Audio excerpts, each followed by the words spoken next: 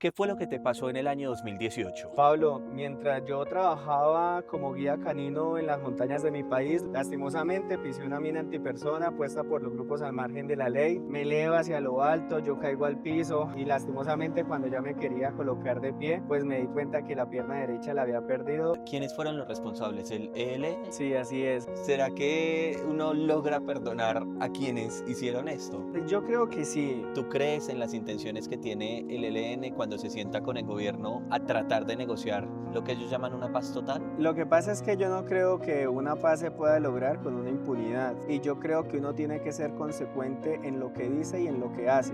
Dice la Biblia, bienaventurados aquellos que buscan la paz, pero la justicia también es un tema no solamente de Dios, sino también de los seres humanos. En este orden de ideas, si uno se da cuenta de que es mentira tras mentira, es porque en realidad no hay una voluntad.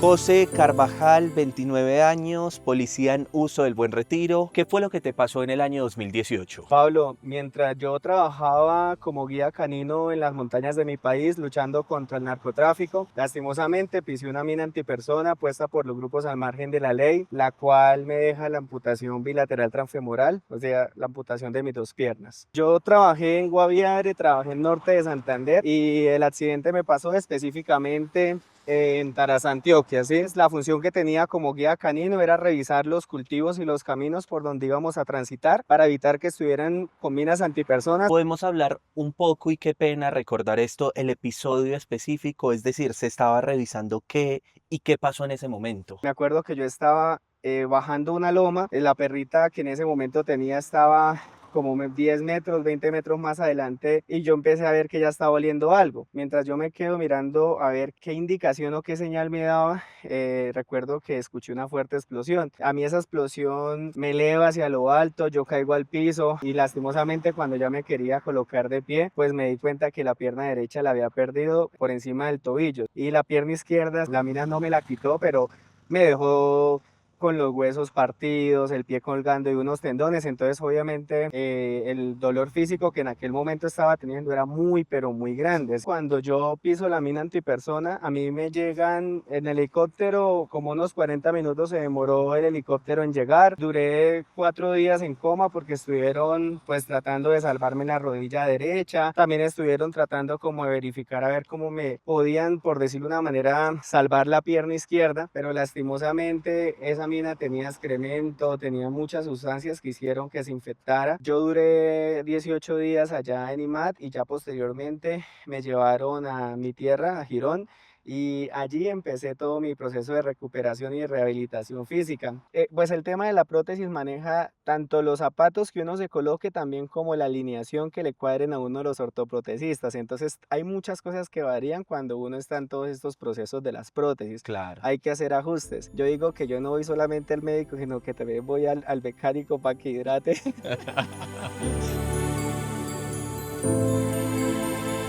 Para mí ha sido muy importante tener presente de que la vida es nuestra responsabilidad y que si yo ya pasé por esta situación, lo que tengo que hacer es tomarlo con madurez y saber de que hay cosas que uno no puede cambiar por muy duras que sean. O sea, yo cuánto diera por ejemplo, un día acostarme, cerrar mis ojos y levantarme mágicamente con mis piernas, pero yo sé que eso nunca va a suceder y que hay situaciones que lastimosamente nos toca sí o sí afrontarlas. Y entonces hay una frase que a mí me gusta y es que las decisiones determinan nuestro destino. Yo, por ejemplo, en muchas ocasiones me he sentido triste, me he sentido como cansado, pero pues después digo, tengo vida y entonces yo qué hago, me echo a la pena, me echo a morir, no, tengo que seguir así me sienta triste, pero también me siento muy feliz en muchas ocasiones, diría yo que mi estado anímico lo más constante, siempre estar con una sonrisa, estar muy feliz, para mí por ejemplo mi familia es mi aliciente para cada día salir adelante, Dios también que ha sido fundamental en todo mi proceso. En el 2021 pasas de ser anónimo a ser reconocido nacionalmente porque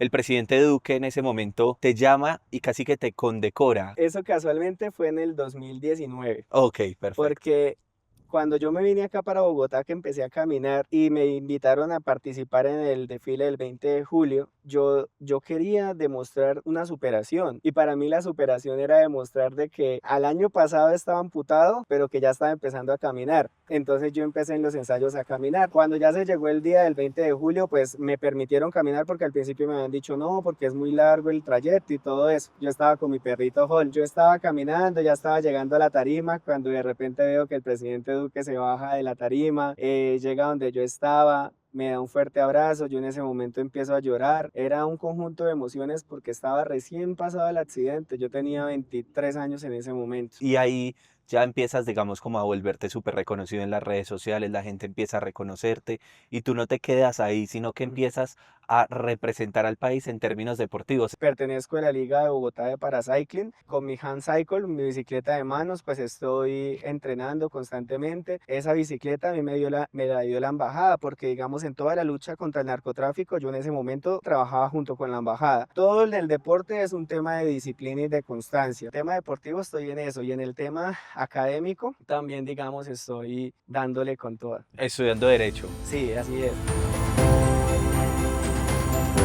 No hay una pregunta muy particular que tiene que ver quiénes fueron los responsables, el ELN. Hay ciertos sectores en el país que están dominados por ciertos grupos al margen de la ley, ¿no? En ese lugar específico estaba el ELN y lastimosamente pues pusieron esa mina antipersona. ¿Uno logra perdonar a quienes hicieron esto? Yo creo que sí, Pablo, mira que en mi vida marcó una decisión muy importante que fue perdonar. Cuando yo me despierto del coma inducido, días después, me acuerdo tanto que yo estaba llorando ese día, yo me levanté tan triste y me acuerdo que ese día una enfermera estaba escuchando música cristiana y yo le dije a la enfermera que me permitiera escuchar una canción y mientras yo cantaba esa canción yo levanté las manos al cielo y yo llorando porque es que estaba llorando y yo le decía Dios mío, yo perdono a los que me hicieron esto y te pido que tú también los perdones. Para mí esa decisión fue enfocarme no en como tal en un odio hacia personas que yo no conocía, sino que yo me centré fue en mi proceso de recuperación. José,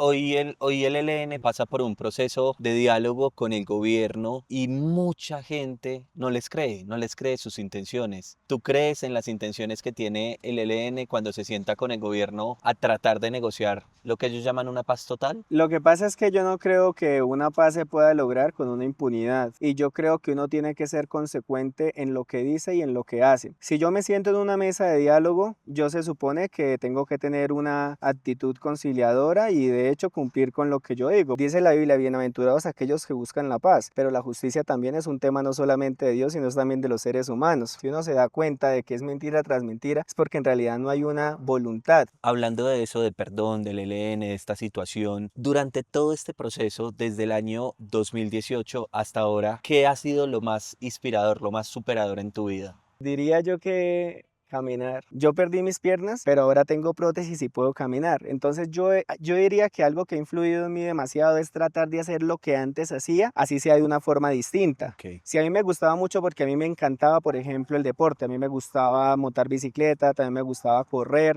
Correr en este momento no puedo, pero al menos puedo caminar. La bicicleta de manos me permite como sentirme bien, hacer las cosas así sea con las manos. También con las prótesis he logrado bailar, así sea con dificultad, pero lo logro hacer. ¿Nos puedes describir el primer día que lograste caminar después del accidente? Me acuerdo que cuando al principio yo le dije que empezaba a medir 1,10 m. Correcto. Yo no tenía ni siquiera rodillas, sino era acá y empezaba con mis piecitos que digamos llegaban acá y yo empezaba a caminar y eso parecía literal un robot y me empezaba a soltar ya de las manos porque yo estaba siempre en barandas, entonces me soltaba de las manos y eso era una felicidad supremamente grande. Y empecé con mis muletas, ya luego solté una muleta y que solamente con una y poco a poco fue un tema de ir recuperando la estabilidad y de ir recuperando las habilidades para caminar. Creería que yo hubiese podido quedarme en la depresión, decir no quiero más y todos los días esconderme. Yo decidí enfrentar mi realidad, tomar responsabilidad sobre mi vida. Hay situaciones peores que las mías.